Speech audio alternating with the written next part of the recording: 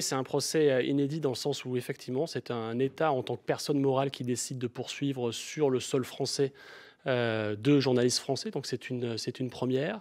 Nous sommes évidemment inquiets puisque c'est une vraie atteinte à la liberté de la presse. C'est un État avec ses moyens d'État qui attaque, une diffusion sur un service public d'une enquête indépendante.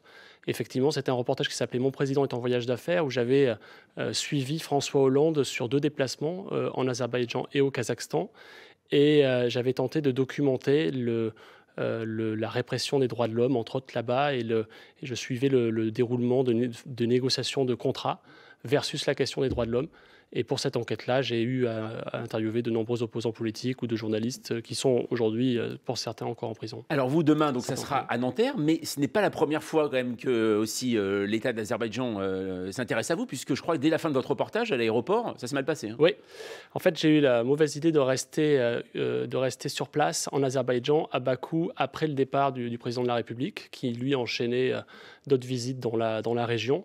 J'ai passé 3 jours de plus, 3 jours pour enquêter sur place, pour prendre le temps de rencontrer d'autres personnes, pour accéder à des informations sur le pays. Et on avait reçu l'information comme quoi on était suivi. Et on a été finalement, effectivement, arrêtés avec mon caméraman, Emmanuel Bach.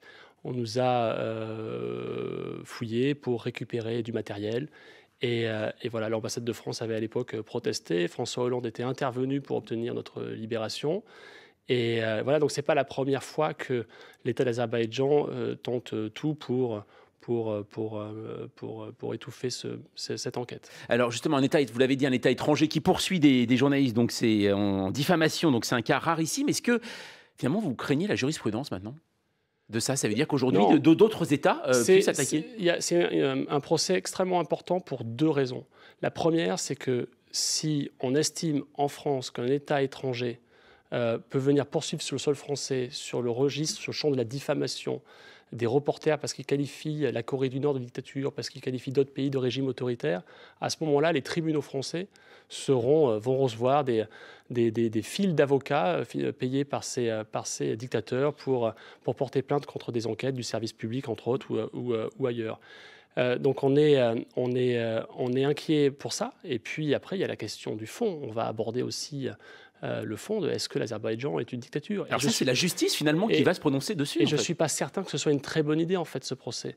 On appelle ça même l'effet Streisand. Vous savez, Qu'est-ce que c'est? l'effet Streisand, c'est l'actrice Barbara Streisand qui avait décidé de porter plainte après un photographe qui avait pris une petite photo, qui faisait un reportage sur l'érosion de la côte en Californie. Mhm. Et Barbara Streisand avait une villa en Californie avec une piscine en forme de haricot. Et le photographe a photographié la côte et on voit la maison. Il a publié ça sur un site extrêmement confidentiel. Barbara Streisand, ça ne lui a pas plu, elle a décidé de porter plainte contre lui, elle a demandé des millions de dollars en dommages et intérêts. Du coup, tous les journalistes du pays sont venus couvrir le procès et la photo de la maison s'est retrouvée partout. C'est ça. Depuis, on parle d'un effet stressant. Moi, je pense qu'on est exactement dans ce cas de figure-là. Demain, au procès, viennent témoigner des personnes qui sortent de prison, qui ont obtenu l'asile politique aux Pays-Bas et qui vont raconter la torture en prison En dans ce qui est Azerbaïdjan. une dictature. Voilà. En Azerbaïdjan, donc finalement, en effet, donc c'est aussi dangereux entre guillemets pour la réputation de l'Azerbaïdjan eux-mêmes ce procès qu'ils ont provoqué. Quoi, Je finalement. pense même que sur le plan économique, si j'ai pas de conseils à leur donner, mais puisqu'on parle de communication dans cette émission aussi, Oui. c'est une très mauvaise idée. Ils dépensent des millions en campagne pour